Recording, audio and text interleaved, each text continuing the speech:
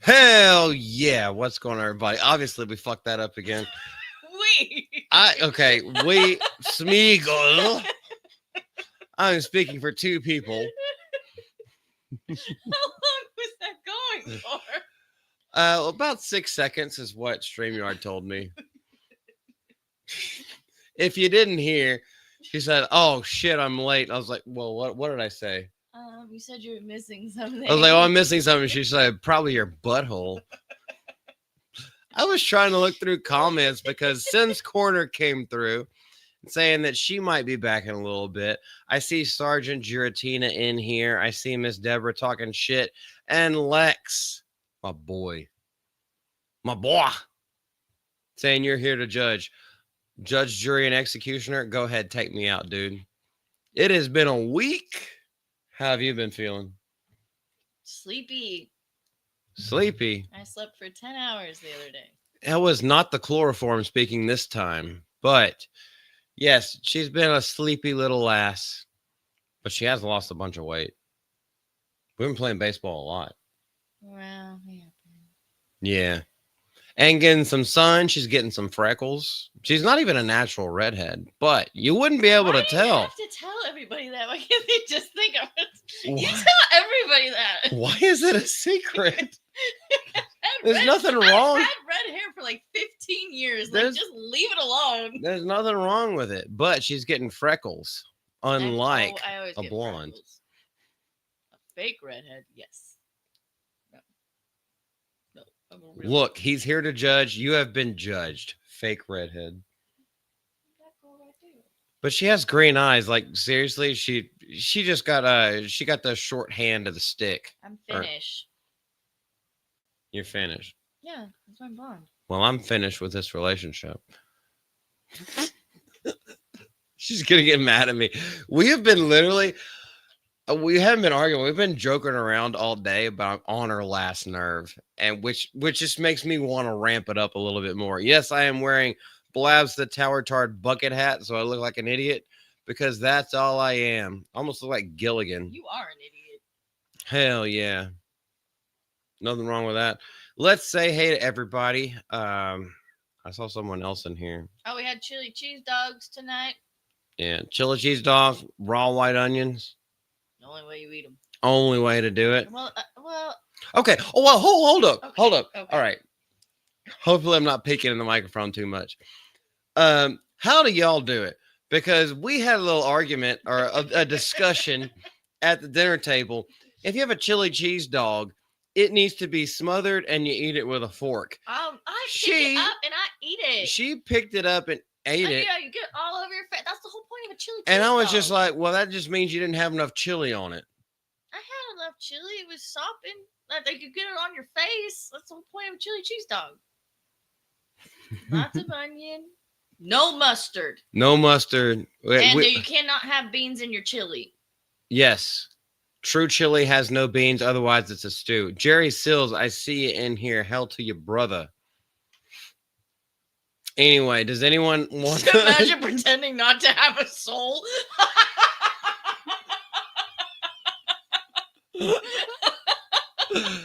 Oh, where is it? Where is it? Lex. Starting off strong today. Oh, hell yeah. We're in for it. Oh, my gosh. I didn't curate these topics for like a certain reason. It just so happened that they all deal with women and one womanly man. It's gonna be, you're in for a wild ride, and the best thing about this chat is that y'all stay up with it the entire time. You pick it up and eat it, Miss Deborah? You have to pick it up and eat it. That's the whole point. point. You Philistine. Do you cut your normal hot dogs with a fork? No, because it's a normal hot dog. This thing is smothered in chili. Like, would you? Okay, so this is what I said in the argument or the conversation, whatever you want to fucking call it. If you eat biscuits and gravy, do you just pick up the sopping biscuits and gravy and eat it with your hands, or do you have a fork? That's a But different item. it's the same concept. Whenever you have a fucking chili dog, you drizzle that. You don't even drizzle. No, you fucking sop that thing over. It is completely drenched in chili with your cheese and all the stuff that you want to melt on there, and you eat it with a fork. Yours was a lot. All right, let's see what Lex has to say. So, true competition chili does indeed not have beans. Boom, roasted. A scorekeeper. I was the official scorekeeper for the. Oh, really? I bet you had the best day after that on the toilet. Well, he was just a scorekeeper. That doesn't mean he got to try everything. I don't know. He probably did get to try everything. You eat a lot of chili. You can only eat so much. Well, chili. that's why he keeps his boyish figure, is because it all came out the back end the next day. So it's messy. So, oh my gosh, Miss Deborah. That's like something I would say.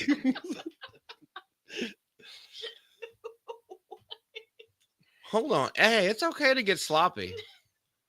There ain't nothing one, a sloppy Joe or a sloppy job. There ain't nothing wrong with that.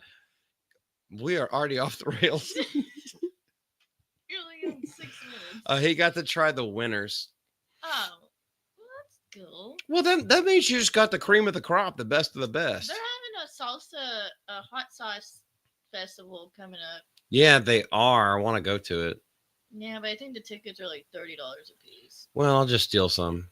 Well, okay. Break it.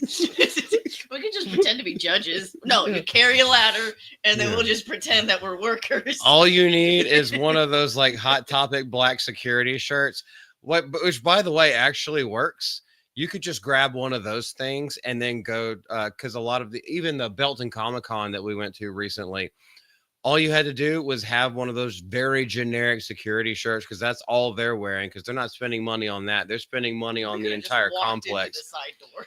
Yeah, we could have followed the Jack Sparrow lookalike in there and just, I don't know, slang a couple of pirate terms, yelled Vindicta, and walked straight in. Stand over there. We just sneak in. Yeah, true. There were horses there. There were horses. Deborah has a point about what? Oh, yeah. Yes, she does. She does. Hey, you ain't going to find any man, at least not that I know of, complaining about that shit. Not one bit. Sergeant, good to see you, brother. I know this is the first time that I have highlighted one of your tweets, but, whatever, chat. Oh, yeah. Did you see that I just got in a lat gunship from eBay? No, I did not. I haven't.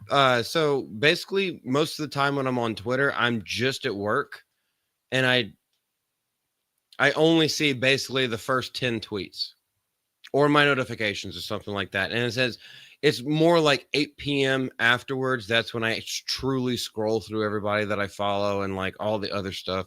I have not seen that yet, but I will make sure that I go look at it. You got it from eBay? How much did you pay for it? If you don't mind me asking. Can you look that up? What? Well, you probably don't. I don't You're not on Twitter. She's not on Twitter. I will look it up after the show. Make sure you remind me, man. Oh goodness, what do we want to start off with?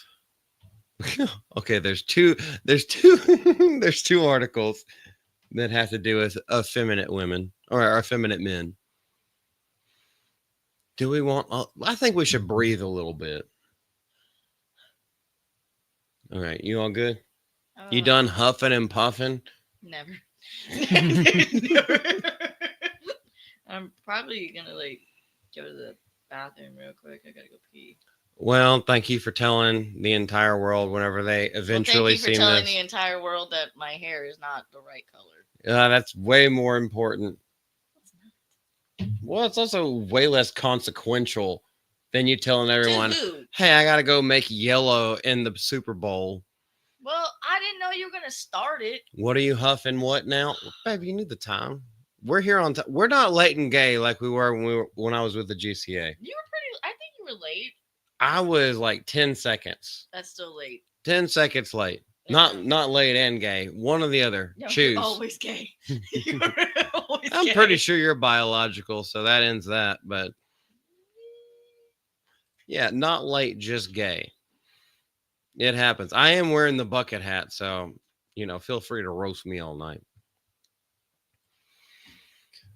All right. So while she's gone, we have to talk about something that she knows nothing about. But if you've ever followed anything that I've ever done, and you are a video gamer yourself, you know how much I care about Dragon Age and how much of a fail the fail guard was. There's something else coming out now. And just like most of the live streams, unrelated to my videos, I do the research beforehand. Most of the time on the live streams, I read the first paragraph and then we all unpack this together. So that's how we're going to do this live stream as well. For any new viewers, Jerry Sills, I don't remember seeing you before, although I have seen you in other chats. So it's great. Thank you for showing up, period. We will roast you all night, but we'll serve you without beans. Thank you. Every time I go to a Texican restaurant, it's double rice, no beans as well. Wrong. That's wrong. That's wrong. Well, that's what I do. So you could say it's wrong all day long, but it goes in. If something goes in the same way that it comes out, I don't want no part of it. Why would it come out the same way? Well, look at what refried beans look like.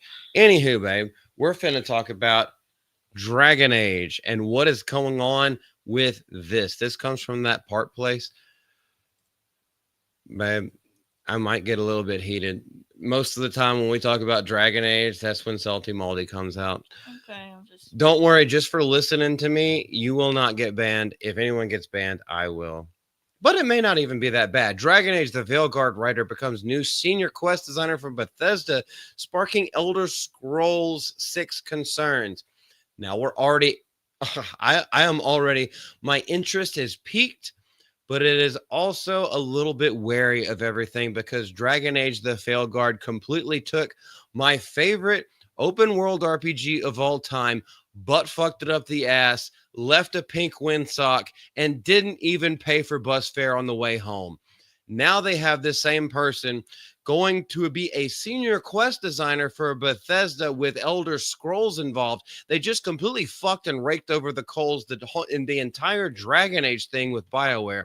BioWare was done quite a long time ago because all of the original creators had long been gone for a few years, and we did a whole bunch of videos about that. But Elder Scrolls, Oblivion, come on. They just released an entire new, what's the word for that? Remaster of Oblivion. It is hot on everyone's mind. And now you're going to link these two people together. Let's see if there's any kind of saving grace other than this faggot ass asexual whatever. And also, oh, yeah, they took my girl and they made her like, they did the entire thing about taking a barf.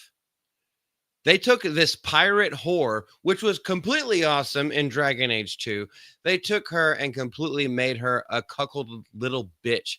They made her like completely just spin the narrative because they didn't have anything else to do. They put a little trans hooker in here, and then everything else is like, oh, we'll give you member berries from the last two games. The ones that got Game of the Year. Dragon Age 2 didn't, however, it did make money.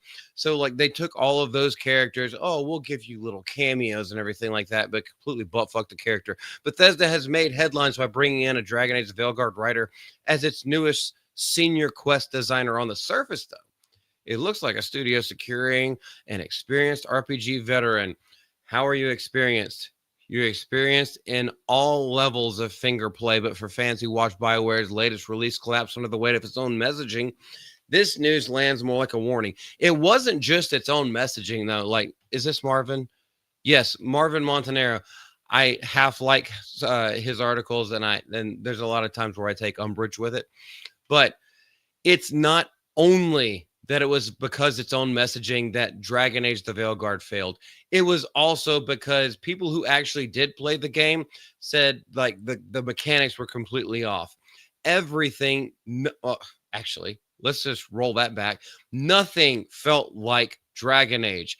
Everyone goes back and says Origins is the best. Yes, is it a more turn-based RPG? Yes, it is. However, that is the best story. Dragon Age Inquisition is my favorite of all of that stuff. But Origins and Awakening, if you don't have those, you're not a true fan. The entire gameplay of the Veilguard was completely off, and I'm going off on a tangent, so we're going to keep it back to this article. The concern is simple. If Bethesda is trusting talent, that's a very loose term for that. What does that mean for Elder Scrolls 6? Now, we have seen some woke-ass people write some good-ass stuff for some favorite IPs. However, in today's world, those are few and far between. The individual in question, John Dumbrow, has, I know I said that wrong on purpose, has writing credits across several RPGs. Babe, I'm gonna laugh. I know you're not a part of this. From Mass Effect Andromeda to Anthem, both massive failures, completely hated by all of the populace, all of the consumers and customers. BioShock Infinite DLC, which was basically nothing. And as far as most people say, like BioShock Infinite is the lesser of the three. However, the DLC was basically nothing. All right, so you're not really like, you're not really shining your laurels up very much. And most recently, the Veilguard. So you basically have four things that mass consumers fucking hate, or at the very least are indifferent about. That list might impress industry insiders because industry insiders are too busy in their eyes wide shut mask parties. But gamers remember the reality. Each of these titles carried the hallmarks of identity driven storytelling where politics overshadowed gameplay. Absolutely 100% correct. You can't find anybody who still plays these games on Steam. You can't find anybody who still plays these games, period. And nobody looks back at them with any sort of fondness. Veilguard in particular, which completely dropped off after a week and a half, became infamous for leading harder into representation without representation of the genitalia. What they had representation of was top scars. What they had representation of was fat ass aliens, 500 pound some bitch Bowsers that you could make. And that's what became the meme, was like, oh, their character designer, you can make them look uglier than Lizzo, as if that was possible in the first place. They made it happen. So I guess they were just, threading trails right there back then, but it had nothing to do with the gameplay, and the gameplay itself suffered. The game franchise itself suffered, and that's why no one gives a shit about it. And instead of building on the fantasy legacy BioWare once mastered, way back in the day when they were making KOTOR, when they were making Mass Effect, when they were making the actual good Dragon Age, the one that like solidified me as a gamer way back in the day and why I'm just a casual one right now and I don't give a fuck about anything, is because old BioWare was fucking good and it was more focused on storytelling. Yes, you could have like diversity and shit like that, but the thing is, it wasn't shoved down your throat. It wasn't skull fucking you down your fucking gag reflex. It wasn't doing that. Instead, it was telling a story of diverse people, and it never once focused on that, and instead focused on like heroes' journeys and that kind of thing. I digress from all that, but that's the mindset Bethesda is now importing. Well, Bethesda's on its way fucking out. If they continue going down this way, they will be bankrupt within 2 years. Virtue signaling writers don't go away, they get promoted. And we have seen this, and I really don't want to talk about this too much because I know I'm going long if I clip this out. Virtue signaling writers don't go away, they get promoted. Well, they all hire from the inside. We saw this with Alyssa Mercanti, how she got fired from Kotaku and immediately had a job somewhere else. All they do is change hands because that's all they're doing is circle jerking themselves off. It's all a little circle, a little group of people that all, it's almost like the trades, like Deadline, Variety, Hollywood Reporter. They're all owned by the same company. So if one gets fired from one because they put out a bad article, well, they'll just move over to the next one. It's all run by the same people. This is exactly what they're doing with like Sweet Baby Inc. And there's so many other fucking shit that's out there. But all the DEI hires, this is what they do. And then they will cry Nazi and foul whenever their absolute bullshit work doesn't work with the consumers. This is supposed to be the free market. This is supposed to be the artistic range. And instead, all they can do is put out stories about how, let's just say, how they feel about how much of a failure they are in their real life, why they can't figure out their own sexuality because no one wants to fuck them because they're a bunch of fat fucking couch potatoes. That's what it really boils down to. No one wants to say it. I'll fucking say it here because I don't have to worry about a whole group of people that my words fall upon anymore. This is my fucking channel. Okay. I'm done with that one. Let me catch up with the chat because whenever I'm doing an article, I can't see y'all. Oh, wait, you didn't tell them. We watched Rachel Zegler. Oh, babe. Okay, let me catch up with the chat now. Real quick. Notice some is a Sith Lord poet. Wait, we're talking about the visuals of poop. Well, we're talking about refried beans. I'm not a fan. I love them. I love them. Yeah, you do you. That's totally fine. I've also eaten like crazy stuff just because basically if any kind of country or any kind of person, there's like, this is a delicacy here, you want to try this. This is something from my childhood. It's like, if I haven't had it before, I'll try anything once. Basically anything once except for dick. Although I have eaten bull's testicles. Rocky Mountain oysters, they get a bad rap. And she's eating tongue. Wayfarer, I see you, brother. I'm sure you're at work right now and just listening to me rant about stuff. That was a big one. That was really loud. It was going crazy. Babe, when I start talking about Dragon Age, I get heated. That's literally my favorite franchise of video games. And they fucked it up. Hail to you, Wayfarer.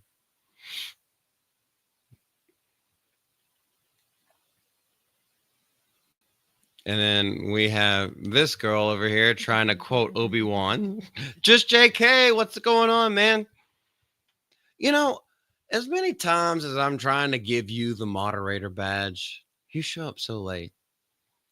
I'm just kidding. You're getting one by the end of the night. Why can't I have one? Because you're there. Aww. You're also half naked from the top down. No, it's just a half shirt. Yeah, half naked. That's not half naked. Well, from the top down. Hold on. Do you listen to the context of the things that I say before you start arguing? I know you are. I just got a blanket on. Oh yeah. Okay. We actually talking about this. We didn't do domestic time because she was feeling a little upset at the end of last stream. Weird. So you know what that means. That means you get double domestic time. Okay, what are you doing? Domesticating you. Okay. Would you like to try harder? I know Lex. Okay, I can't even say that about him. Lex is too good a guy. He's really hard to pick on. Well, he's also like a Catholic teacher for like kids. You really don't want to know what he's eating. Well, when we do the human centipede, you'll know what I've been eating. Because I'm going to be at John Ambler, my brother. Bro, it's so good to see you, dude. I know Miss Deborah dragged you here or drug you here, whatever the word is for it. But, dude, it's been a while. It was Dallas. Yeah, Dallas. Dude, good to see you, man. How have you been? Don't give the woman a ring. Yeah. Oh, there you go, Lex. We have to talk about so many women and women-led things and gay shit tonight that, like, no, ain't no woman getting a wrench. Miss Deborah got it last week. She sneaked in under the wire. No worries, brother. Men first. Men always. Except for childbirth. But what? I can be a man. You can be a man? Duh. Okay, you can be a man with a fucking helmet. You know, people, some good, some not. Hey, ain't that the way it goes? But hopefully, if you know that they're not, then you cut them out of your life. I mean, everyone deserves second chances and shit like that. But yeah, I think you know what I mean. If they ain't good hearted, then everyone has chances for redemption. But if they're just like rotten to the core, yeah, cut them out because they're only going to take you down. You had surgery, brother. Had surgery a couple of weeks ago. What you have? If you don't mind, you don't have to say nothing. If you don't mind, what was wrong, dude? When we saw you in Dallas, you seemed like you were like okay. You're moving around really good. You're still kicking though. Was that because of the cocaine? It's keeping you awake? Hell yeah. See, do we miss anything? We didn't do domestic time. Doubt. Wait, hold on. You want some more? Want some more? You're gonna have to instigate. Why do I have to instigate? Because I ain't gonna fucking attack. All I do is defense. Okay. This is a new kind of salsa dance. I love it.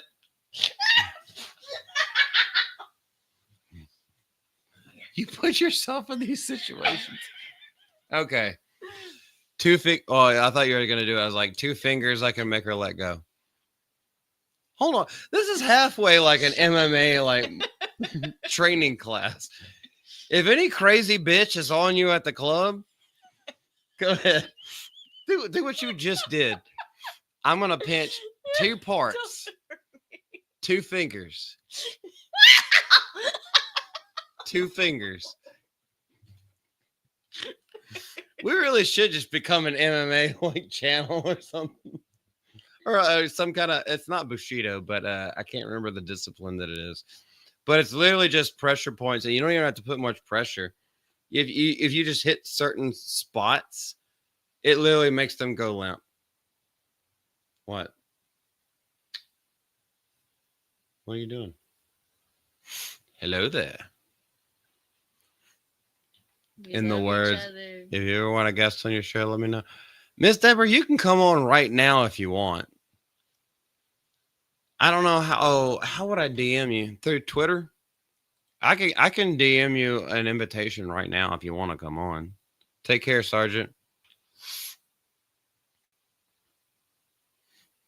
Yeah, just let me know. I'm gonna hit the next article so there's not too much dead time. Wait, did I read the other thing wrong?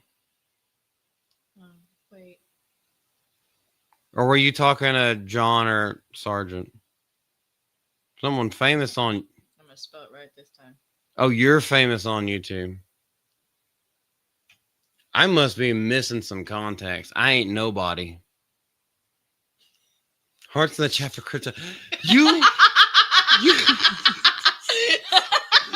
At least you spelled it right this time. Oh my gosh. She tried to put this. Okay, what was it? It was the one where it was actually about David Cornsweat's audition tape that he filmed himself. And she just like, hearts in the chat for crypto. And she spelled it wrong. And I was like, babe, that's not how crypto is spelled. There's hearts in the chat for crypto. We're about to talk about something about Superman. Yeah, all right. Hold on, babe. Entertain them. I don't know what to do. And just talk. Look, he spelled it wrong too. Well, John Ambler, you just went through a surgery, so I'll cut you some slack. If you talk to them, they can still see you. I'm gonna send Miss Deborah the link For what? to get on the show if she wants. No, lizard. There is a lizard. Yeah, we watched Snow White. Rachel Zegler's Snow White. Weird. We have been playing the soundtrack the entire time. Speak more into the mic. Why don't you speak more in Speak more into that gaping asshole. Is that what you were going to want me to say? I'll say it. It's my show. Oh, so then can I lay down? What are you talking about? It's your show. Can I leave? No, you can't lay down. You can't leave. Everyone loves domestic time. What do you?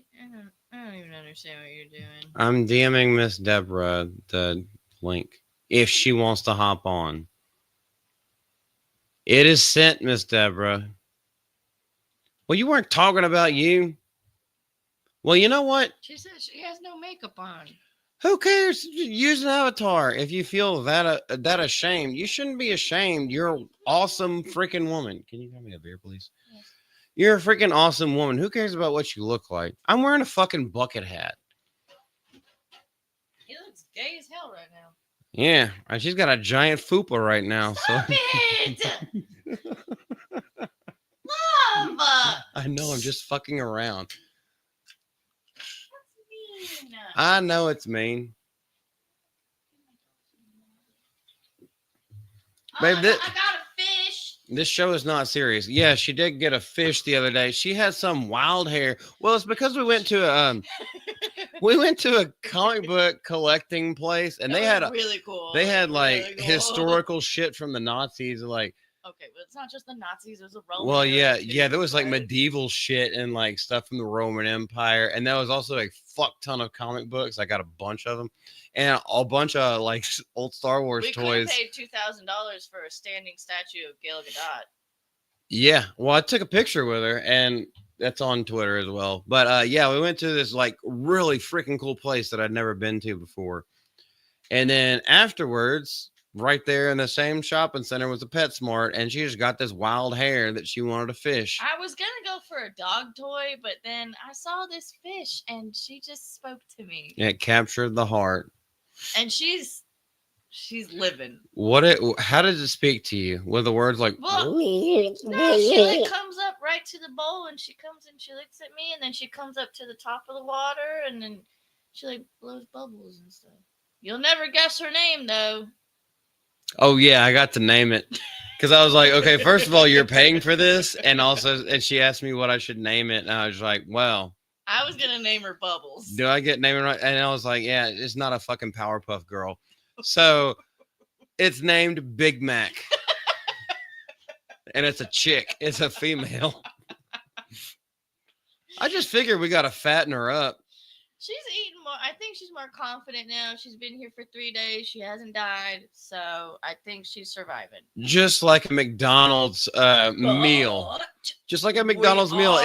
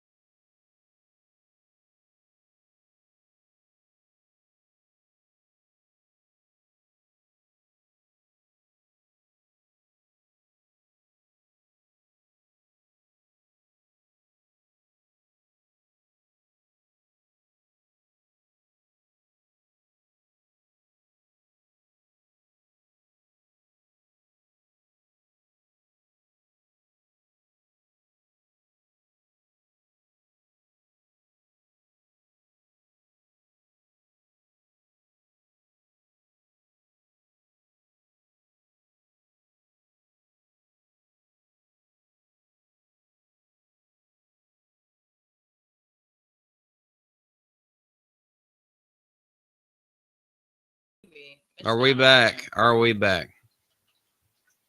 YouTube shut them down. I wouldn't doubt it if YouTube shut us down.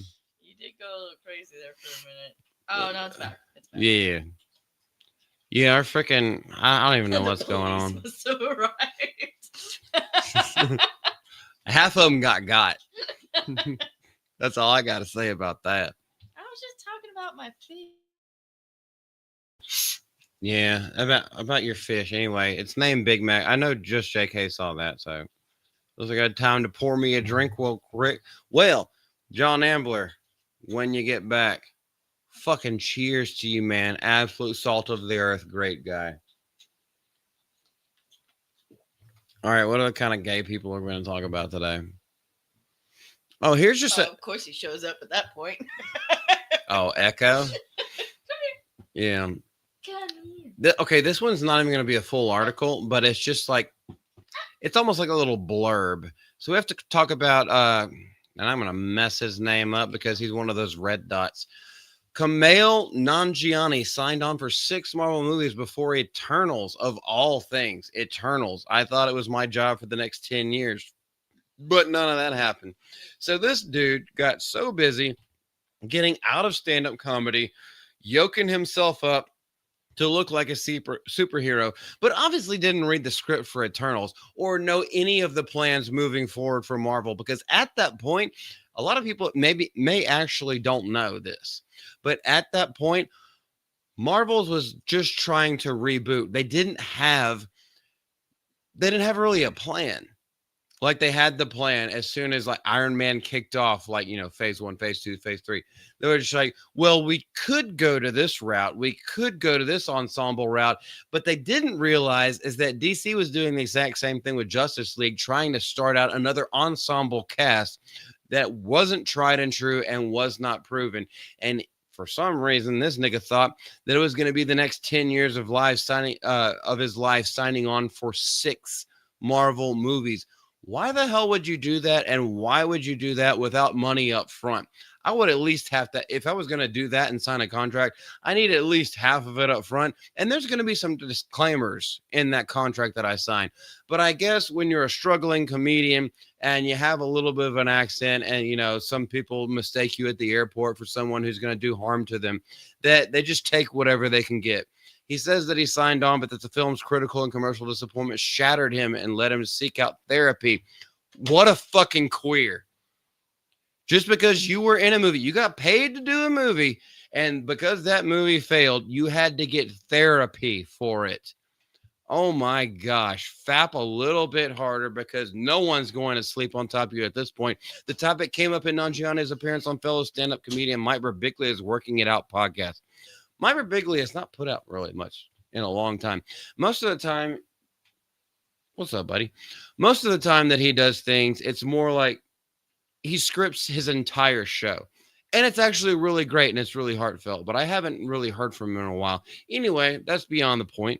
Nanjiani revealed that his Marvel experience is a key subject of his new stand-up special, releasing on Hulu later this year, because I guess he's using all that money that he didn't make from making more Eternals movies. And he's going back to stand up. I know he's done a couple of podcasts, but like, quite honestly, I never found him interesting. And it's one of those like little curses about stand-up comics that if you're too attractive, no one pays attention to you. I mean, even Dane Cook, which I think that nigga got laid a lot, but even he had pockmarks all over his skin. It's like you can't look too pristine. No one's gonna ever think you're funny. I talked about how I was in this big movie. Oh, yeah, it was big. Eternals was big. It was a big fucking flop. It came out right after COVID, so I had a year and a half at home from that scam, from the jab scam. By the way, Pure Blood's in the chat. If you never took the jab, raise your motherfucking hand. Oops. Oh, when this thing comes out, but then it came out and it got really bad reviews and it didn't do that well because it was a absolute shitty movie. And all the movies that came out from Marvel in the supposedly the same universe never once referenced what happens in Eternals. And you should have known that from the get-go. If you signed on for 6 movies, they only had one, and it probably wasn't even a full script whenever they started shooting the one. You signed on to this because you are a naive piece of shit. In my own estimation, in my own opinion. Now, he could be a smart guy. I don't really see it when all he can do is make racial jokes. Kind of like me, but I'm not getting paid to do it. It shattered me too much. But here's the thing. I don't get shattered whenever something I do doesn't get enough views, or like if someone hates my guts because I say a racial slur or like some kind of joke that they don't get. It doesn't bother me. I still got a full-time job. I'm still happy with my life. I'm still working and doing this all for fun. But whenever you're actually making the big bucks and one thing you do doesn't follow through, and now it shatters you and you need to go to therapy and you need to go lay down on a couch in front of some lesbian and talk about your fifis, go fuck yourself. Maybe he should go through some transitional therapy. Maybe he should spend some of that money that he made off of that contract for 6 films, however much of it was guaranteed, and maybe he should chop off his mushroom tip. That's when I was like, oh, I need to go to therapy to figure this out. What a fucking queer. I'm done talking about that one. There's probably a culmination to that article, but I guarantee that it has nothing to do with anything that I want to talk about or that I care about.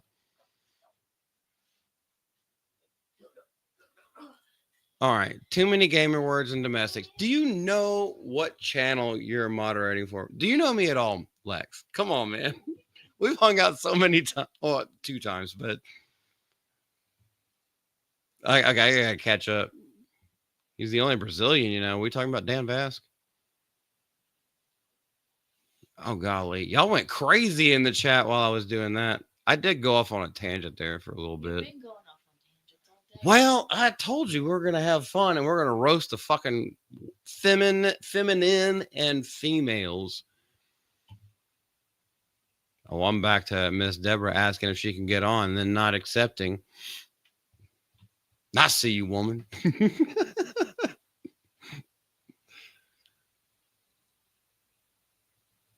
All right, we're back to if you what's famous on your show. Okay, let's go back here. I don't know if I ever addressed it. If you ever want someone famous on your show, let me know. Miss Deborah, I DM'd you on Twitter, so if you feel like you have someone super famous, first of all, send them. That's fine with me. I'll talk to anybody. I'll talk to people who hate me. Or people like every day. And people no. And people I don't agree with. That's one thing I had this thought earlier. I was just thinking about stuff, and because I say at the end of most of my videos, like, talk your shit down in the comment section below. Talk your shit. You won't get hit. Like, feel free to disagree. You won't get banned. You won't get blocked. None of that shit. That's not true. He will block you.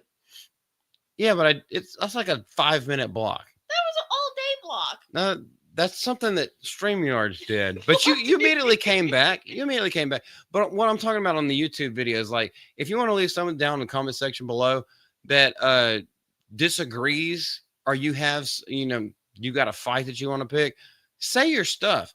You know what I do? I give them like the creator heart that has like my moniker on it and everything like that. I give him the heart, and then I actually talk to him. I was like, well, I explained this part. Can you substantiate your claim? And then 9 times out of 10, there's like civil discourse. Like, I really appreciate that. I don't get that very much. It's like, yeah, dude, I'm not saying I'm right. I'm just giving you my opinions. I'm not a report. Well, I'm kind of a reporter, but I'm more like a pundit. Like, I'm a talking head. And I realize that. But the only reason why I make videos on anything is because I have a vested interest in whatever the subject matter is. I don't talk out of my ass about shit that I have absolutely no clue what we're talking about. You're not going to see me talking about fucking Downton Abbey. I have no clue. If anything comes out, actually, I saw some articles that came out pretty recently talking about Downton Abbey, and I was like, I'm not going to make a video because I don't know what the fuck I would be talking about. But anywho, Miss Deborah, whether we like each other or don't like each other, I will talk to anyone. I will invite anybody on.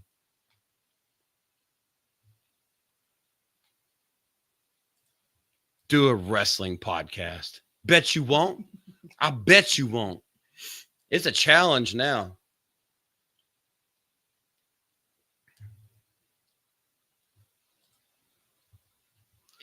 Only Brazilian I know. Oh, Dane. Wait, isn't Ronan the Crusader? Isn't he Brazilian, or is he Venezuelan? I can't remember. I need to. If he shows up, he showed up before, but he's one of those. That shows you how fucking racist I am. He's one of those. He's a brown man. Ronan the Crusader is my homeboy. Dude's fucking awesome. All right, I'm trying to catch up to everything without I love whiskey. Well, whiskey loves you back, but it does not love your liver. All right.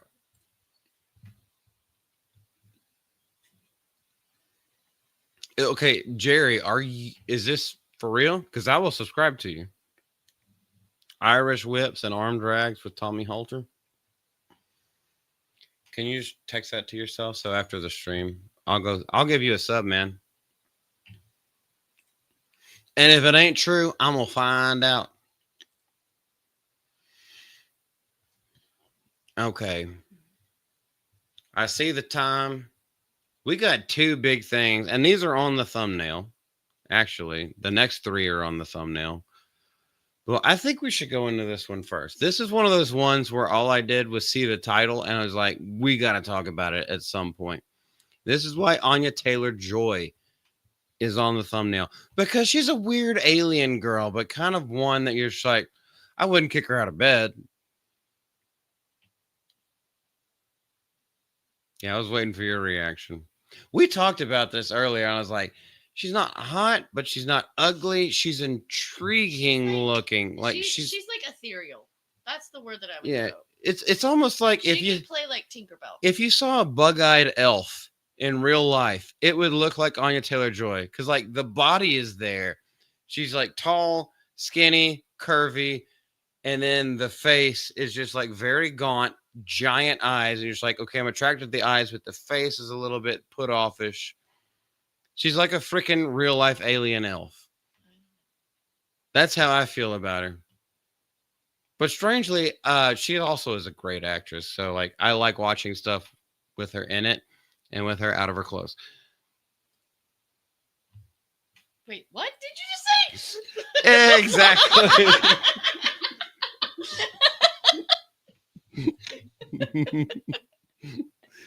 And now it's time for domestic part 2. No, this is part 3. Is it part 3? From Wednesday to Weapons, a season of The Witch for the Trump age. Why the fuck are they bringing up Trump in all of this? Probably going all the way back to 2016. Because what's on the title or what's on the thumbnail of this specific thing goes all the way back to the Vavitch. Audiences can't get enough of sorcerers, but what do they mean in 2025? Now, I am not going to do this video mode, basically the way that I normally do stuff.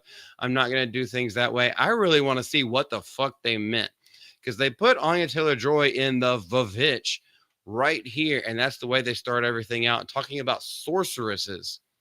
We got to see what the hell these niggas are talking about.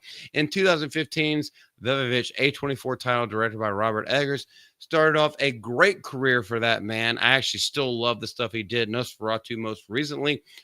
Absolute banger. That dude knows how to hit atmosphere. Vampires and Zombies took a big bite out of the horror box office, and Sinners in 28 years later. 28 years later did not do very well. Sinners did way better than expected, but 28 years later did not do very well. Guillermo del Toro's Frankenstein hitting theaters next week, so we don't even know. So why are they even presupposing,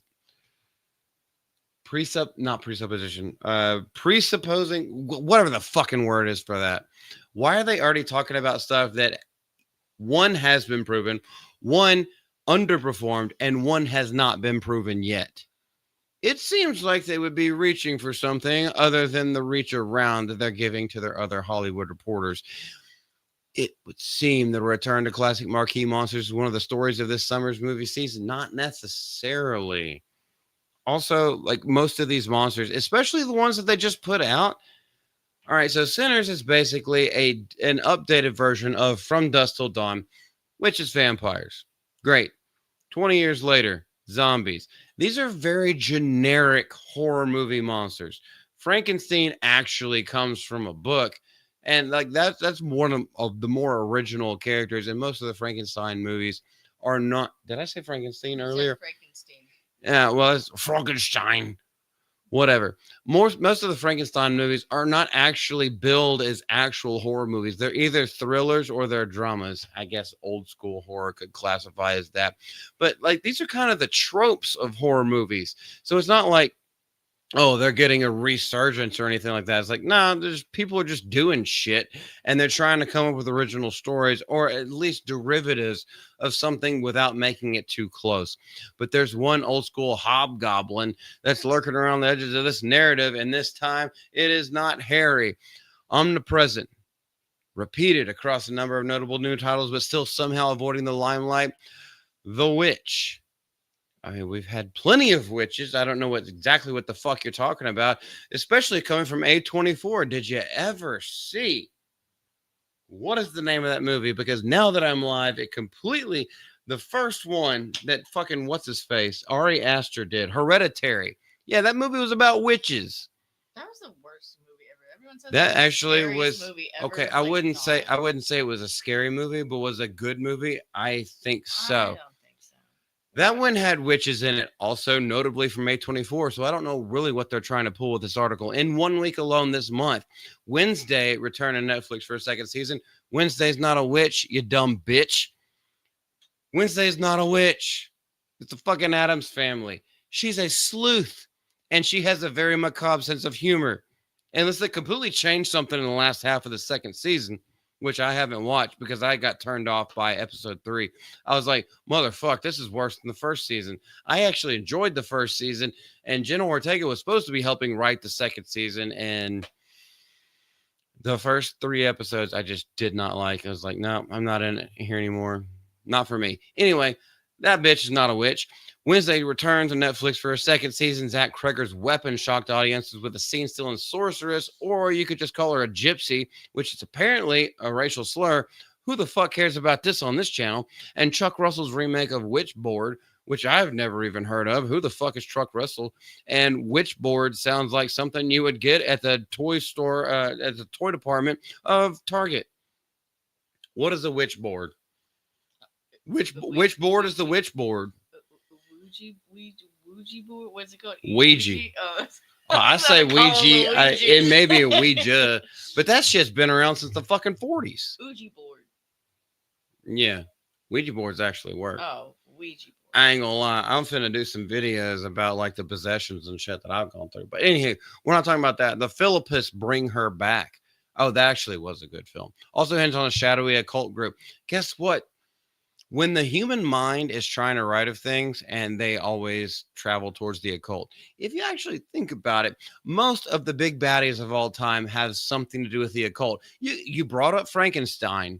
I almost said Frankenstein again. You brought up Frankenstein. What would that have to do with? That had to do with piecing together remnants of dead body parts and then somehow through some occult-like practices bringing it back to life as a reanimated character. And he wasn't even a villain. They did it with Nightmare They treated Before Christmas. the villain was the villagers who hated him because he was different. That's a true story of the Frank Borloff Frankenstein. Or no, Carl Borloff? Anyway, I've been drinking, guys. Sally is technically a Frankenstein. Sally is from Nightmare Before Christmas. She didn't actually finish it. I have never finished that movie. And I said, we got to freaking watch this because Halloween's coming up, Christmas is coming up. Fuck Christmas, but Halloween's coming up. And she said she's never watched it. And I was like, I have watched it. I just never have finished it. I always fall asleep. One of the best movies of all time. And for Halloween this year, I want to be Oogie Boogie. So. And I'm going to have like freaking sour gummy worms coming all up out of my burlap sack. It's going to be freaking awesome. As long as we can afford it. Witches have been an unshakable fixture in the horror landscape of the past decade. Bless you. In the past decade or so, in 2013, CNN observed, or did they just report the talking points? Hollywood now can't seem to get enough of witches. Well, CNN can't get enough of Bill Clinton's cock. That's basically all it is. The Clinton News Network, ABC, anything, all broadcasting Clinton channels, CBS, Clinton Broadcasting System, NBC, nothing but Clinton. That's what they were back then. But they observed Who do they observe it from? It was all just talking points. Anyway, that's another digression that I'm going to cut out if I decide to cut this out as a clip. Hollywood now can't seem to get enough of Wishes after the genre shaping success of the Witch 3 years later. The influence of A24's Raft, elevated horror films. There it is. Hereditary, Suspiria. Suspiria came back out as a TV show, not a movie. But thanks for trying. And even Richard Stanley's Color Out of Space, which it was decent. They were actually trying things. Now A24 is kind of taking on the Blumhouse model, shall we say. They're putting out a whole bunch of stuff. Is it semi-original? Yes. But they're taking, I wouldn't even say they're taking a lot more chances. They're just putting out more content because they got a few good names underneath their belt.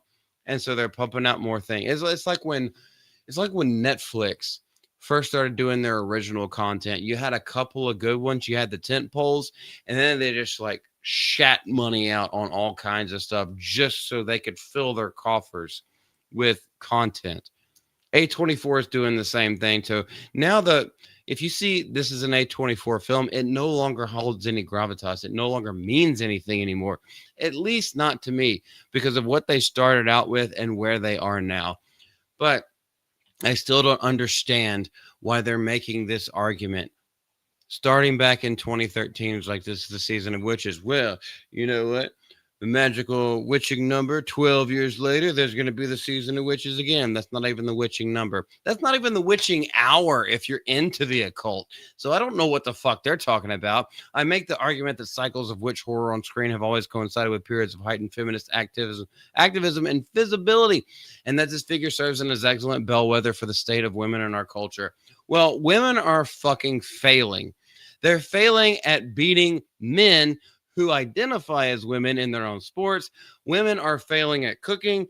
They are failing at cleaning. They are failing in jobs and like the amount of money they make in reference to the kind of jobs that they take on. They are failing in the public persona, in the public eye. They're failing in losing weight. They're failing in being pretty, attractive, or at getting any kind of following unless they got tits, a tight waist, and a nice ass. So why does this make witches the next cycle of things? Babe, you know I ain't wrong. Sydney Sweeney has great genes.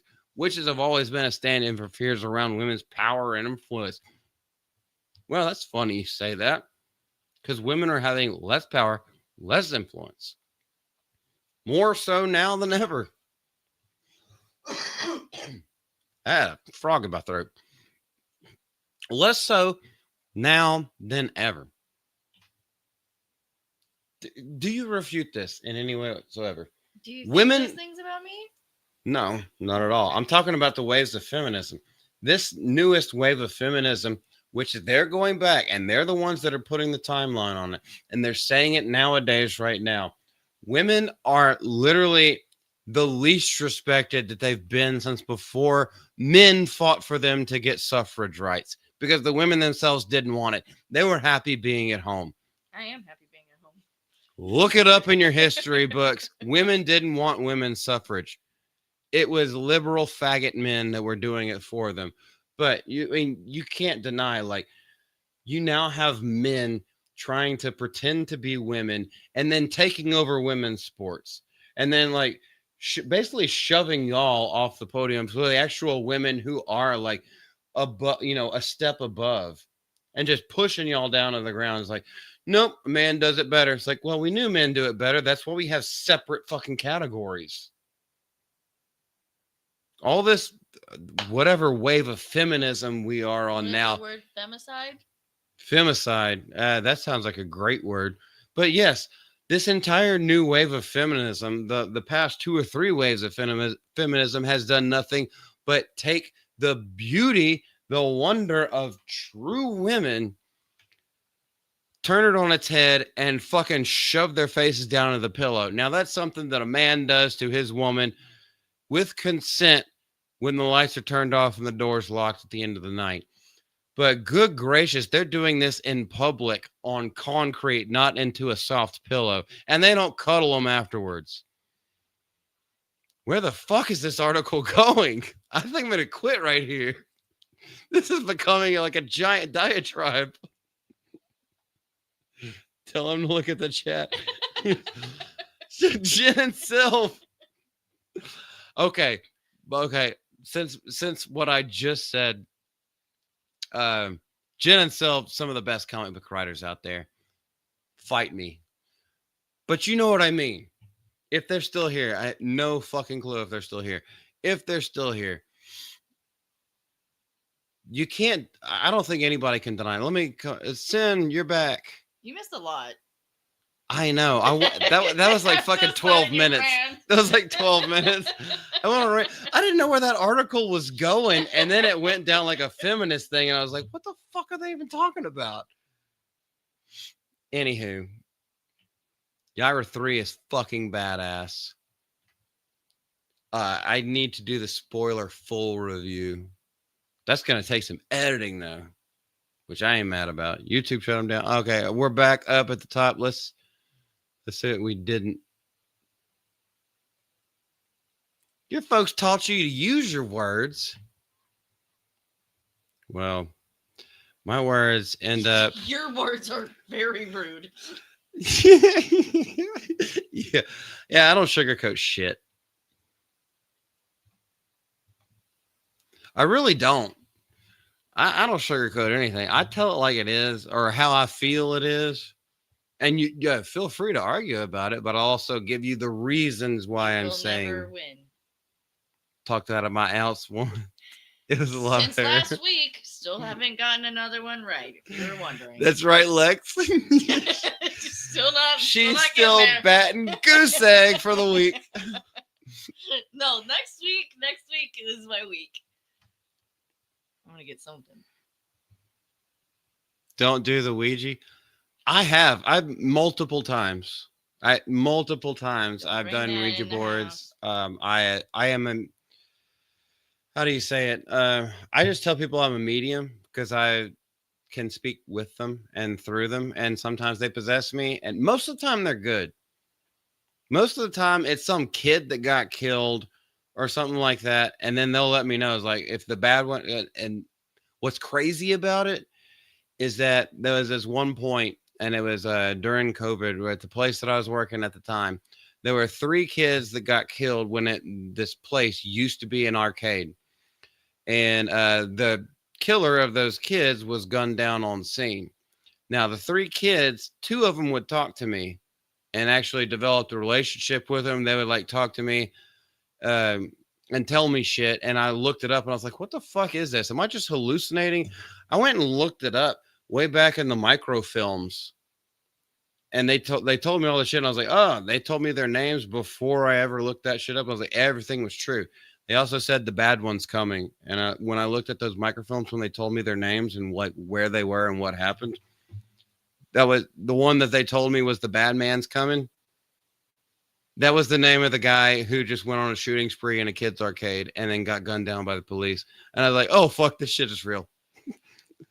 It's not just like something crazy. It's actually out there.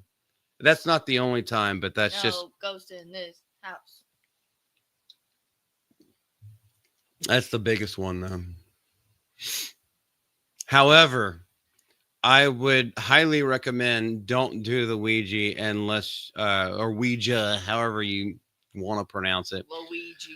Don't do that unless you're extremely confident in things and you know how to cleanse yourself.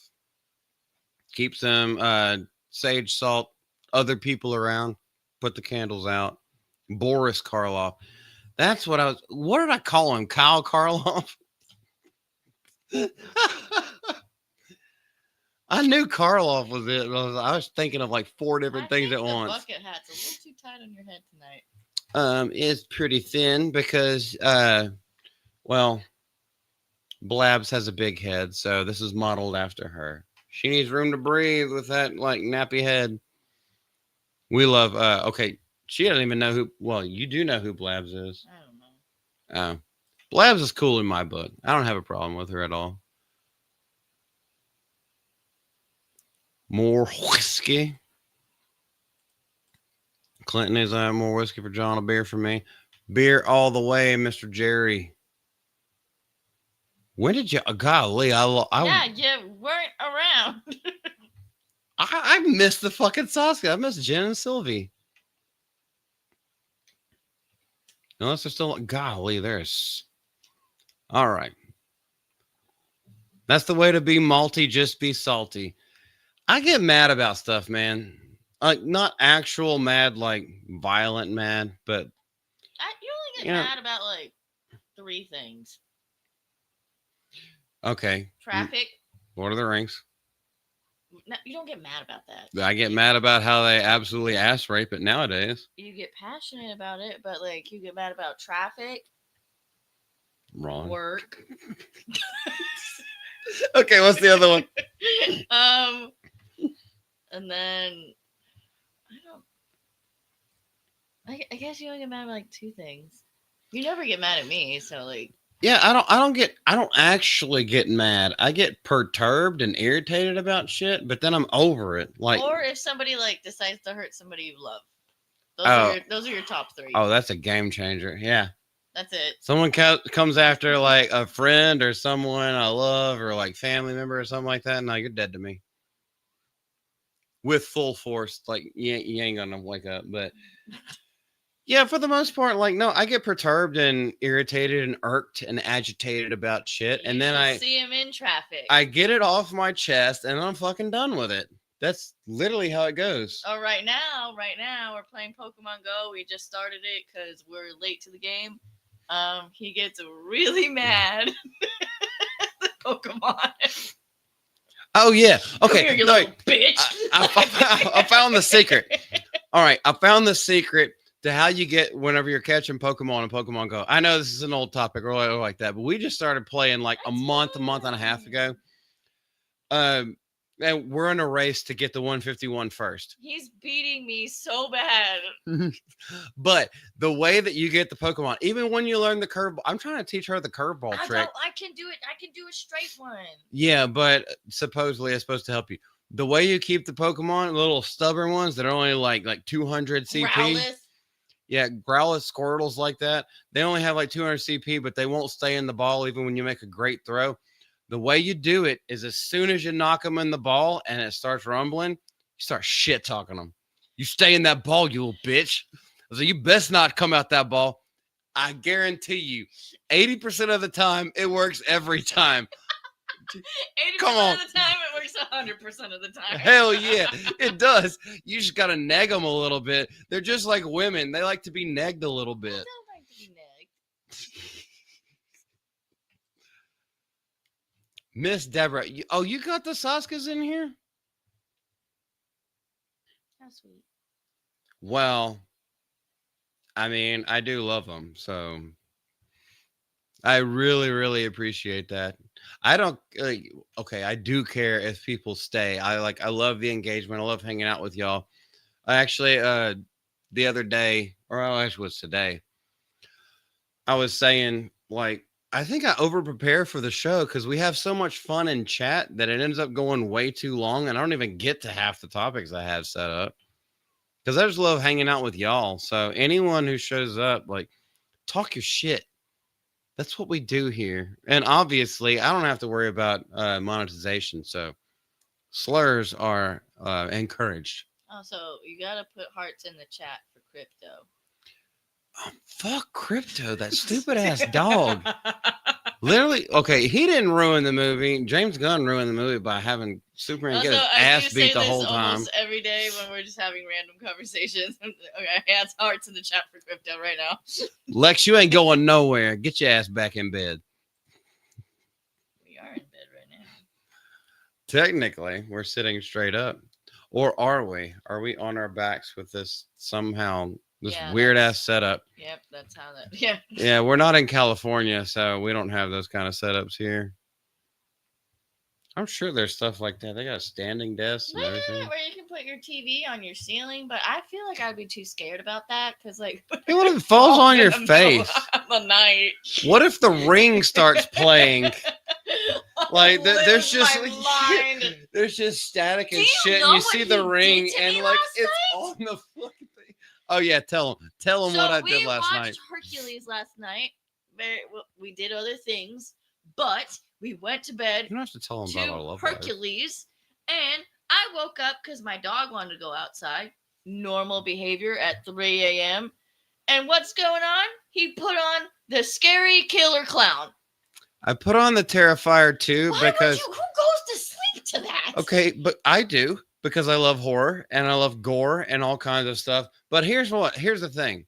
All right, we had our time together last night. We're never gonna have We any had more time dinner. We had boyfriend girlfriend time. We watched Hercules, the animated one, like the Disney one, the Best good one. Best Disney movie. I will find my way. I can go the distance. Anyway, we watched that together to completion. She started falling asleep. I was like, well, I'm not extremely tired yet. I have my alarm set for work tomorrow.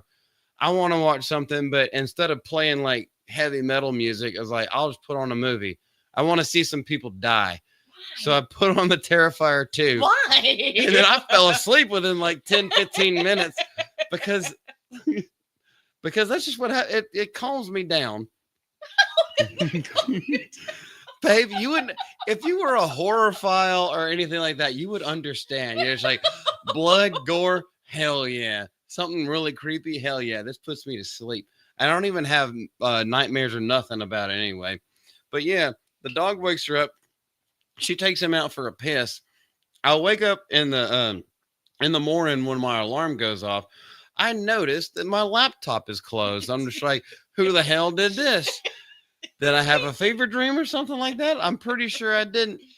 And then she tells me what she did. And when I open my laptop to like start making all the shit for this stream, I was like, what she didn't do, because I guess she didn't remember the password to this thing, but like she didn't close the tab. So I was like, which part are you talking about? The part where she's scalped and he's rubbing like salt into like the scalped, like flayed flesh? And no, it's the part where they're in the the Halloween prop shop and he's just about to kill like the black cashier guy. When you further like, ding, ding. If y'all have seen Terrifier 2, you know what I'm talking about. It was before that part. And then I just play it for 2 seconds. And that's when I took the broken bottle and smashed it through his eye. And she's like, how dare you? And I was like, I just want to see what part you were at. I was like, that's cool as fuck. I kind of want to watch the rest of the movie now. No. Will he actually, though? Anyway, that's the story. I fucking love horror. And she can't stand it. Dan Vasc will sing the Hercules tune. Well, with what butt plug, though? You don't know who Dan Vasc is, do you? You've heard the Norfolk song? They play it on ads now all the time, like YouTube ads. It's like, I'd have to show you. Anyway, the big joke from Nerdrotic is Dan Vasc is gay because he's Brazilian. And he also has a man bun, and I have a man bun. So, like, that's why you weren't there when I met Ryan. You don't have a man bun. Well, whatever this is, it's just tied up. But that's why Why you just don't cut it? When I met Ryan in San Antonio, Ryan Kennel, well, RK, when I met him in San Antonio, I was like, dude, I talked to him beforehand because, and I was just like, dude, you're going to call me a faggot. And then I'm going to say something about your forehead. And then we're going to shake hands. And we're going to have an actual conversation. And that's exactly what he did. He was just like, you fucking paint your fingernails. It's like, and you got a man bun. You don't have a lot of things going for you. I was like, yeah, whatever, Ryan. We are the same now. We are turning into the same person.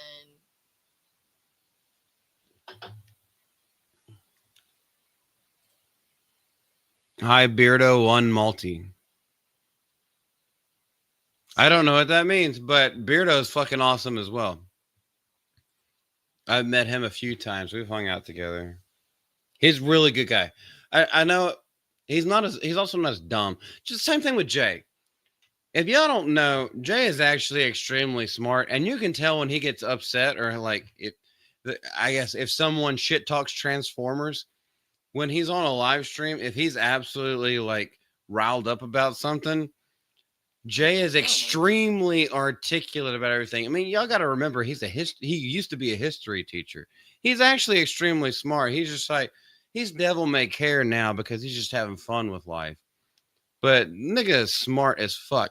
Beardo is also, he's kind of like me. He doesn't have a speech impediment, but sometimes you trip over your You words. don't have a speech impediment. I do No, because you it's don't. almost a lisp. Like I can say the S's, but it's because of smoking for so many years. I can feel it on my tongue. Like there's a speech impediment there, and there's nothing wrong with that. He's speaking parcel tongue.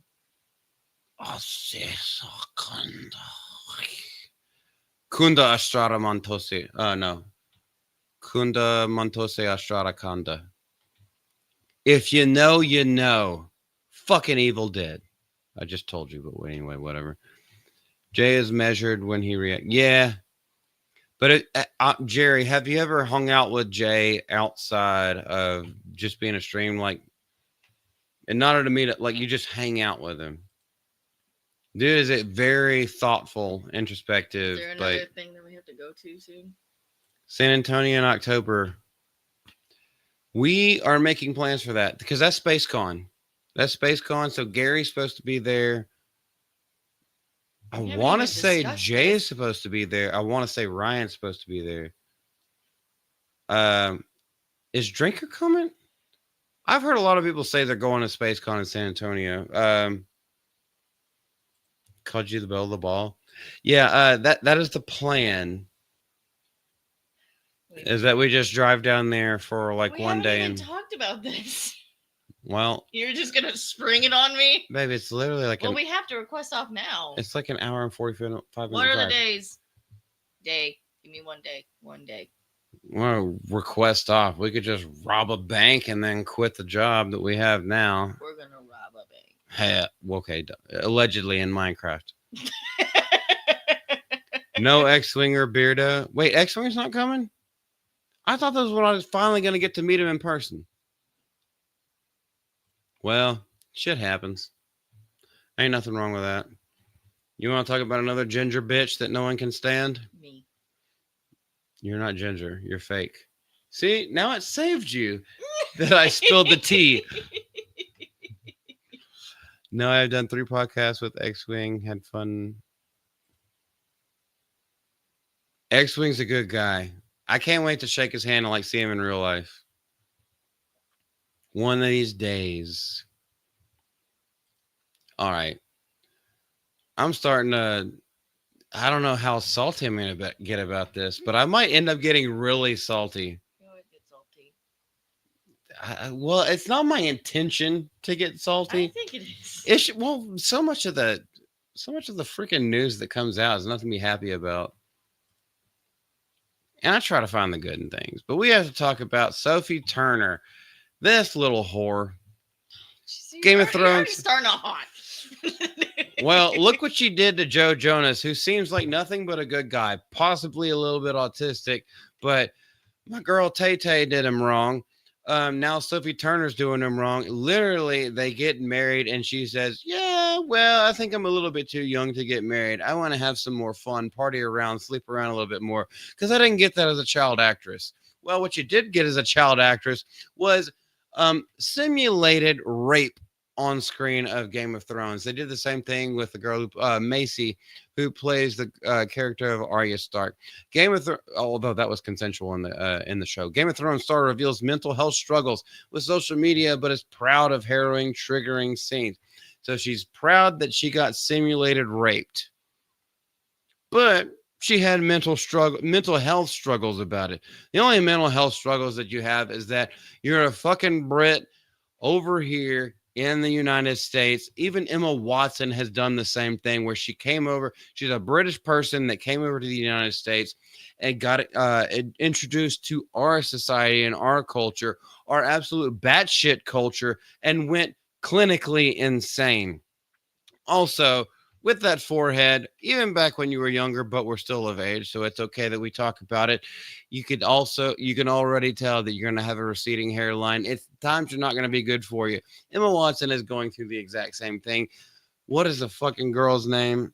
Fucking Elliot Ellen Page, whatever like that. That thing is all but male pattern baldness at this point when finding fame at a young age.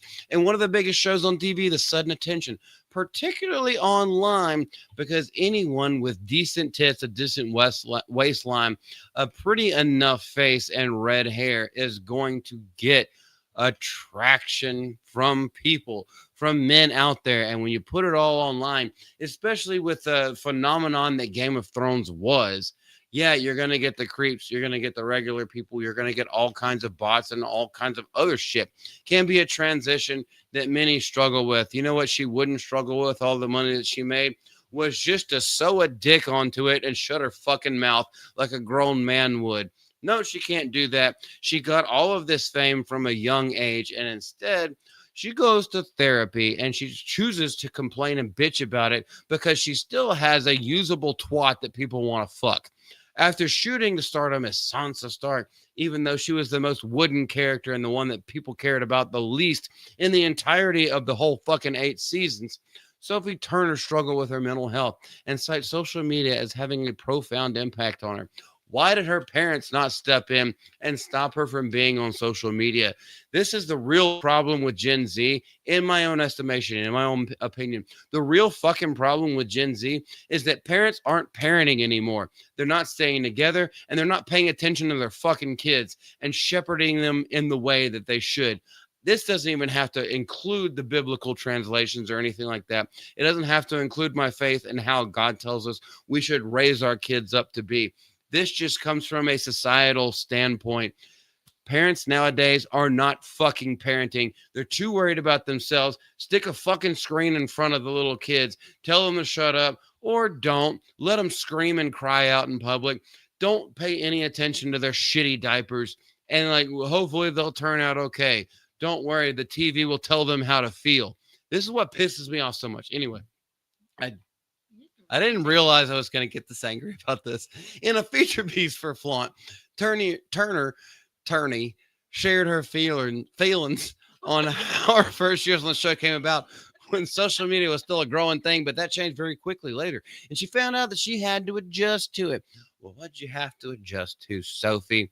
Little Sofa Bill. I think social media was just really becoming a big thing after I started on Game of Thrones, so I got a couple of years of peace and quiet, and then I had to adjust. Thank you for that. I just feel so at home here. What does she feel at home with? Being shepherded around by people who are taking advantage of her because she's making them money? Well, that sounds like kind of like a parental thing that's also the opposite of parents at the same time. It's like a 50-50 split. They are shepherding her around. They're telling her how to feel, telling her what to think because she is making them money. So it's a transactional thing. And then by that same token, because she is so young and doesn't know shit, they can literally just brainwash her into thinking that, you know, whatever they're saying is the best way of moving forward. Hollywood does this with kids all the time. However, there's a point where you get old enough and you can point it out. Sophie obviously hasn't done that. What is this bitch, like 28 years old now? She's well past the point where she is, or maybe she's like 26. I actually don't freaking know. But she's well past the point where she's had enough notoriety that she can take care of herself and can point out the things that were wrong, point out things where she can take the necessary steps to become a more well-adjusted adult. What's the rest of this bitch saying? I never want to move again living in the States. What? Living in the States. Okay, you don't want to move. Where are you living now? I didn't appreciate how much you need friends and family and how integral they are to your wellness until you're away from them. I came back with an abundance of appreciation for them. Well, yeah. All right. So you came back well adjusted. Yet you're still bitching. I guess that's what women do. Sophie Turner is proud of her most controversial Game of Thrones scene. I mean the one where she's getting bent over by Ramsay Bolton. I don't know why we feel the need to talk about this. Why is she proud of it? She's proud that, all right, just because I have the question, I have to actually go through this and anyway. And while the scenes were traumatic and triggering, well, it wasn't triggering to anybody because that was in this fantasy world. Also, in this world back in the day, this kind of stuff was normal. First night, this kind of thing was absolutely normal, and it still is to this day in certain countries. I know it's triggering for people who are fucking soft-hearted, but well, I'm not saying soft-hearted, but like soft-minded. But the actress was immensely proud of the conversations those scenes instigated. She said, "All right, what conversations?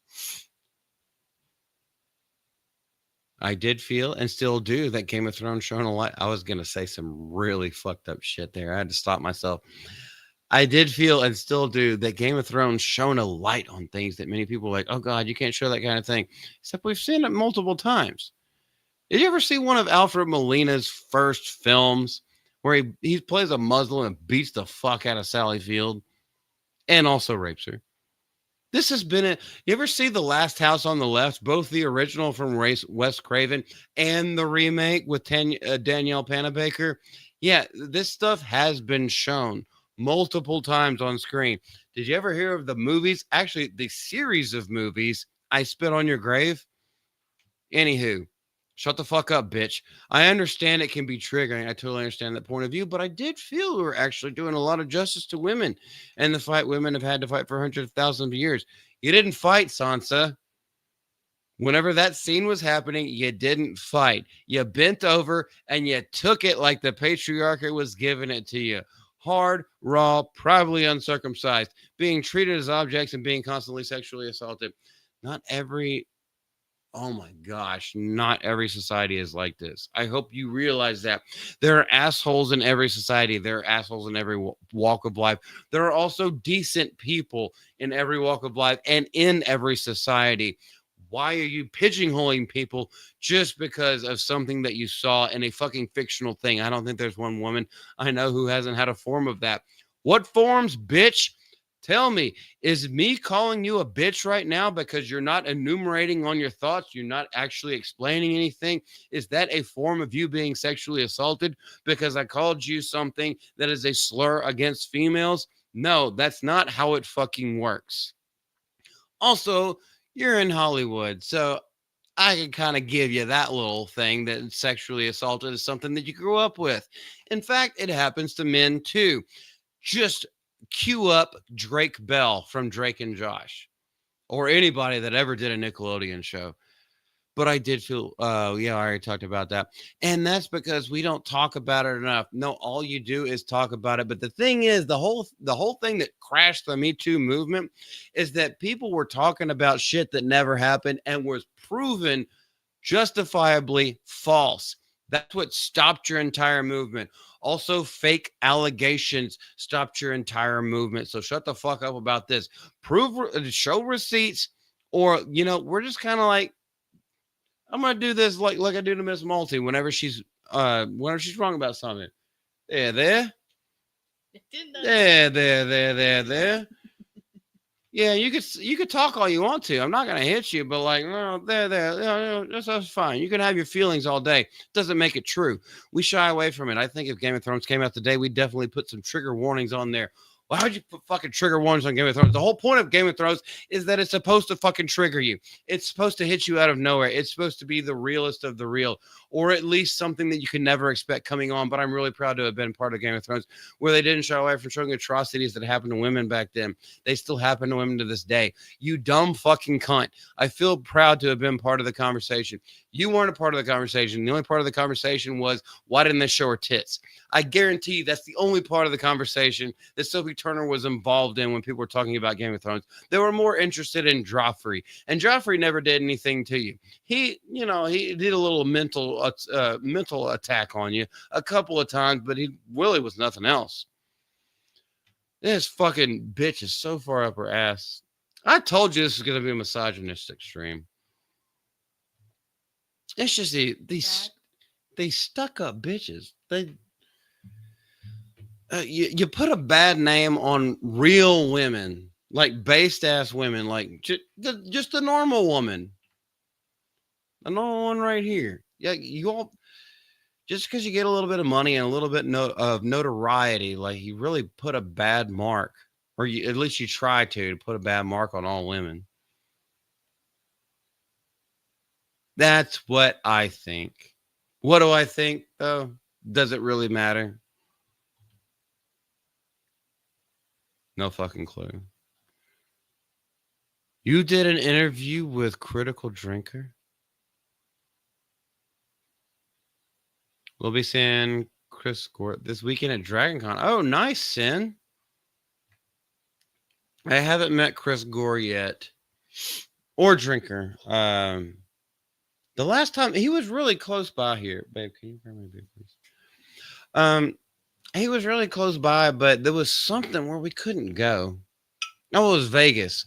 It was Vegas because like the trip was really cheap, but we just couldn't make it work out. I think that was right around the time we first started dating too.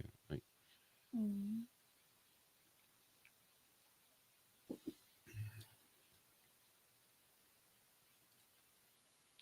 same here. I don't know exactly what you're talking about, but I'm glad we agree on something. Hey, and even if you don't, like I say to everybody else, like even if you don't agree with me, like talk your shit. Let's talk shit together about each other, like whatever. Ronan,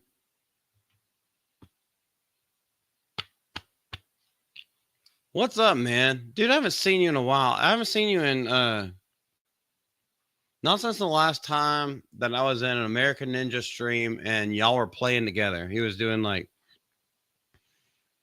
what y'all had Celluloid Dreamer and you, and I think Nerd Slap was in there, and y'all were all in a lobby together beating the fuck out of people.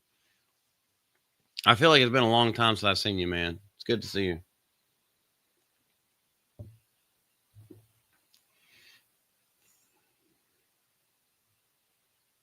Everybody saying hey. This chick is annoying. I've never cared for.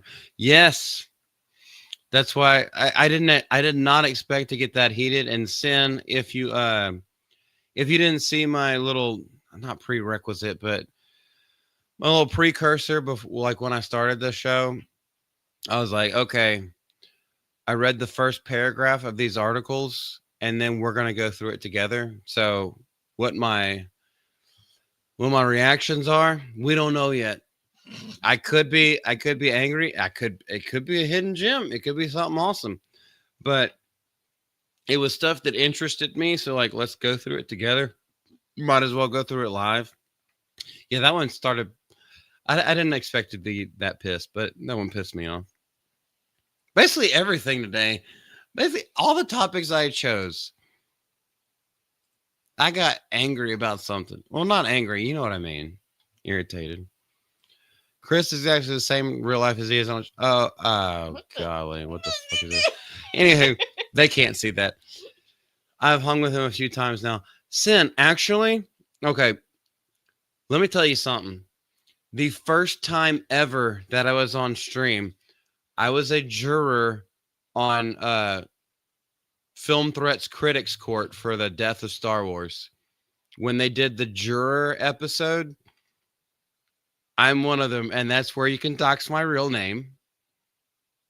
And I did it on my phone in a house 2 houses ago.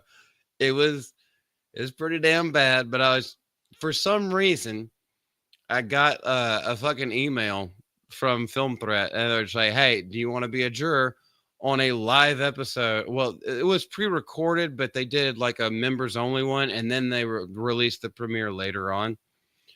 But they were like, for some reason, do you want to be a juror? All you have to do is this and this. We were recommending this. Show up here at this time, and I was like, "Fuck yeah, I'll do it." This is before I ever had recorded a video or did a live stream. Before we even started the GCA, I was still using my real name.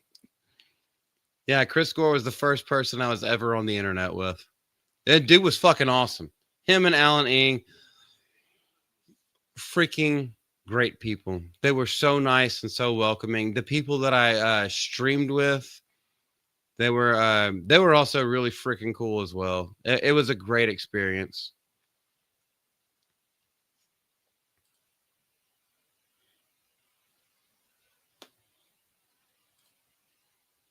Why? Thank you. Is that why you're not pregnant? Close your mouth. You look like a trout.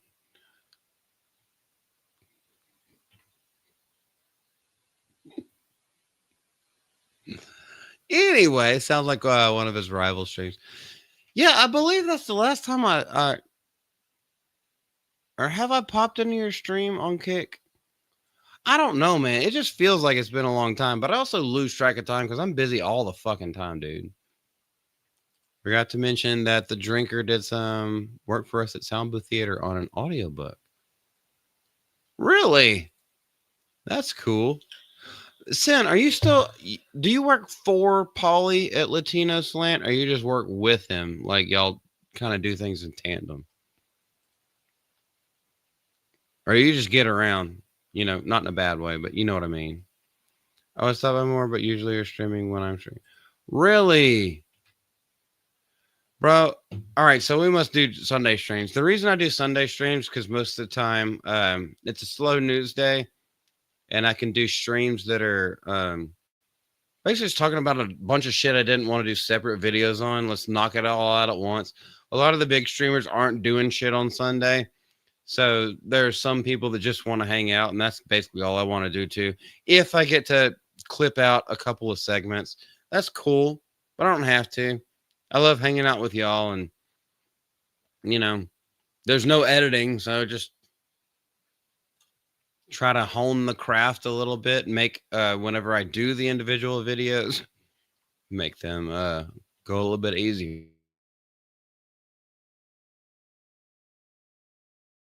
Well, I got some phlegm out the booty. Salty Malty the stream. Bro, I don't know how long you've been here. Yeah, I've been going on some rants. I think there's been like 3 of them. I'm gonna have to edit a lot if I cut these out. What I really want to know, I'm gonna have to ask Jen or Sylph, what part did they come in on? What slurs and like racial epithets was I saying when they popped in for a second? Because I was in the middle of a giant rant, and because whenever I'm doing the articles, I can't see y'all, so I have to click out of everything, and then I catch up with the chat. I had my phone down too, so I couldn't. Yeah, whatever I was doing when they came in, I was like, I know I was heated. I was like, they probably heard me say some terrible things. I'm not gonna apologize for them either. Fuck that shit. But I just want to know what they heard me say.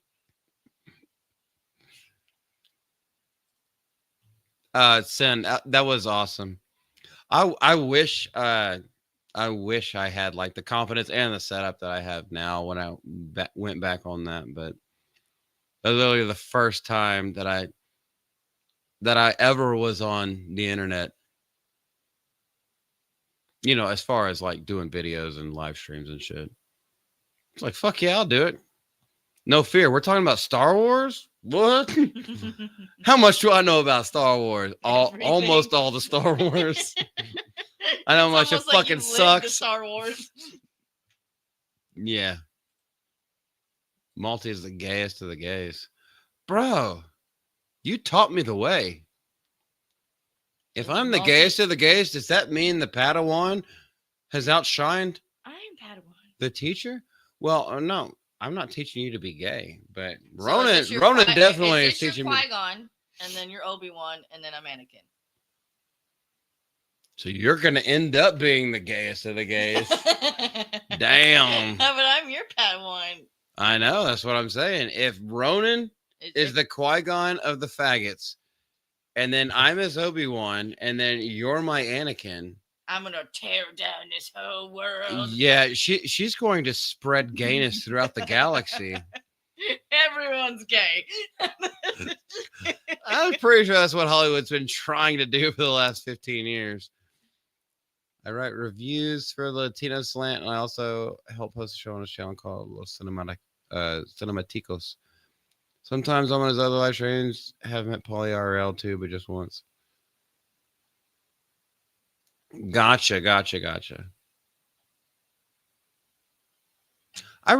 only reason why I know Paulie is from him coming up a couple of times on Film Threat. Like some kind of something they're doing. Chris Gore will invite him in. But I don't really see too much of him. And then whenever I do, maybe it's more of like a written thing, kind of like filmthreat.com. But most of the time when I see Paulie's videos, that they seem kind of small. And you can correct me if I'm wrong, or maybe is there like a bigger, is there a bigger channel that I'm not seeing? Because normally when I see them, there's like, okay, they get like 10,000 views. Not the views are like anything that dictates or defines a channel. But I just feel like Paulie is way more known and they do a lot more than what he gets out of his normal stuff. Or if he's like shadow banned in the algorithm or something, or just for some fucking reason, I don't see him very often. It's been fun, Jerry. Appreciate you coming out, brother. If you're on your way out of here, thank you so much. We're about to end it. I didn't teach shit. You don't teach shit. That's just a natural reaction. Your body teaches you to shit. All you have to do is let loose.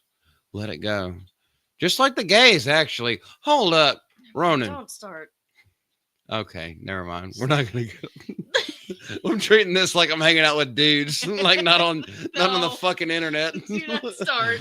I am woman. Hear me ronk. Hear me roar. And I know too much to go because I've heard it all before and I've been down there on the floor. Miss Deborah, you saucy lass. That's all I gotta say. I can't say nothing about her. We basically have like a mother-stepson relationship. What? What? Oh, I thought you were talking about me and you. Oh no, not us two. No, hell no. I'm talking about Miss Deborah. I'm just saying, like, I'm not gonna make crazy jokes because I really do. Like, we knew it from the first time when we met each other, and we had that little hug. It was like, she's like a surrogate mom. I could tell. We're gonna have fun, or maybe like a stepmother or something like that. Like, we're gonna have fun together, but like it's always gonna stay separated. That's why I'm nicknamed the Sith Lord. So that's you. You're the Sith Lord poet. Hold, babe. I need some room to start kicking. Qui-Gon is gay. I admit it. Qui-Gon is the what did he even do in the first one of the most wise I almost said Pokemon Jedi masters of all time. No. Fuck out my face. Jolteon, Qui-Gon, one of the greatest Jedi of all time. Says who? How much of the expanded universe have you read? How much of George Lucas's Star Wars are you aware of? How is he the greatest? Is it just the final cut of the movies that were released? Is that it? Why did he die so easy? Is that the... Spoiler alert. Spoiler alert. He dies easy because he's fighting someone with fucking dual blades, and that's not Qui-Gon's lightsaber style. Die. You realize why Obi-Wan ended up winning that fight. By the way, Obi-Wan got bitched out in that fight. You do realize he lost his lightsaber and got kicked down the hole. The only reason why he got it was because he had a chance to reconstruct his mental process, which was what Qui-Gon was doing, because both Qui-Gon and Obi-Wan had different fighting styles. Qui-Gon was more into meditation because earlier on in his life, if you pay attention to any of this, he had a different fighting style, and Qui-Gon was actually married. And he lost his wife because of his attraction to her and his commitment to her. And so he actually went to the dark side for a little bit, or he dabbled in the dark side for a little bit. And that's why the council wouldn't have him back, because they'll be like, Master, you would be on the council if you would just listen to them. He was like, nah, fuck that shit. I think for myself, however, I have ultimately chosen being a Jedi because of all the things in the past that the movies don't tell you what the expanded universe does. And they had different fighting styles, which is why Qui-Gon couldn't take care of the anger that Darth Maul was putting at him. Obi-Wan failed at it as well. But it's only when he centered himself, as his master, Qui-Gon, told him, is when he could get there, actually get the high ground, and cut Darth Maul in half. So, The only reason why Obi-Wan is alive is because of his master, Qui-Gon. There. Also, you want to go further into this? Because I will beat your fucking ass figuratively. This is my day-to-day life. You said Qui-Gon was gay. That's a fucking bullshit. It's also Liam Neeson. He's like one of the straightest men on the planet. This is my life. Count Dooku is Qui-Gon's master, old master. Well, they both went down the path of the dark side. Qui-Gon came back. Count Dooku sold himself to Emperor Palpatine. That's why in Attack of the Clones, your favorite movie, he was just like, I wish Qui-Gon were still alive. I could really use his counsel right now. Because they both delved and both fell away from the Jedi arts at one point in their lives, yet came back to it. Except at the end of Count Dooku's life, he sold himself for hire. Qui-Gon came back to the council. Count Dooku went the other way, and Qui-Gon became a master himself. By the way, Obi-Wan was not the only Padawan that Qui-Gon had. But I digress. Do you? I've been salty all night. I have. But you are boss. Hey, I'll give you... You got the boss title. Tell you less. Let me tell you less. ST. Don't worry, we're never arguing. Oh yeah, we don't. Oh yeah, we've been doing that quite a bit. We've been doing this quite a bit, where we bicker, and then like I've been just feeling the news. Like, by the way, with all the new people that we meet, be scared. It's like I was like, by the way, we're actually laughing. Everybody thinks we're already married, so yeah. Like people think we're actually arguing, and they think we're like we've been married for like 50 years. Yeah, but we're like people are like, "Oh fuck, are they gonna fight?" And it's like, and we're just like giggling. No, we're giggling behind their backs. What you need, babe? I have a little stray. Yeah, got a little stray dog up there. Okay, I don't want to see this faggot. You've Pedro been going for almost 2 hours. I know we're finna close it down. I don't want to see Pedro Pascal's face again. There is one more article, but how dumb your dog is. Just stares at the door. Well, he's trying to go outside. Hey, can you wait? Because you decided to drink 3 bowls of water. All right, guys, we're gonna get out of here. I'm not gonna do this last thing. Which is fine. I appreciate y'all. I really want to cut these live streams down as far as runtime goes. No, it's not about like getting watch hours or anything like that. It's more just like I want quality content and like quality hanging out with the chat. That's what I most care about. It's not about hitting a runtime or any of that bullshit. Sin, I will see you later. It's great to meet you, woman. Ronan, we're out there. Let's say hey to or goodbye and hello to everyone. Jerry D. Sills has been out here. Obviously, just JK. Bro, you will be a mod in 5 minutes after we end the stream. Why can't I be one? Hush. Men first. John Ambler has been here. Obviously, we have the lovely Miss Deborah's, who is mom. We're just going to call her mom from now on. Me. Who else? Obviously, we had some people. Saskas. Okay, Jen and Sil Saska, best people in the world. Absolute best people in the world. Best writers, best horror writers in the world. Hail the fucking Rippaverse. Thank y'all for coming out. If there's anybody I missed, I'm pretty sure Voice Protagonist was here at one point. Sergeant Jaretino was here at one point. Much love to all you people. We will see you, I don't know, in the next video, which is going to be tomorrow after work. I will not be there. Yep, she won't be here. I do the videos by myself. I'll be here maybe next week. Love you guys and gals. Wait a minute. Wait, well, hold on. I forgot Lex. No, you're forgetting one more thing. Oh.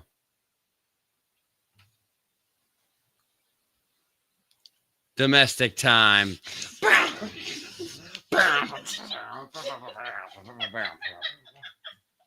Oh no. It's almost like I need 2 fingers. Okay, you ready? Ow! He popped my wrist. Yeah, 2 fingers. Stop hitting yourself. Stop hitting yourself. Oh, this one? Ah, easy. Easy. Oh, you're going to be nice now?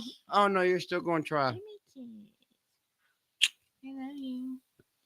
I love you too. And all y'all. Y'all have a great one. Bye. Oh, Bye. wait. This is Malty from Mouth to Malty. We'll see you next time. Bye. This is Malty from Mouth to Malty. This is Miss Malty from Mouth to Malty. We'll see y'all later.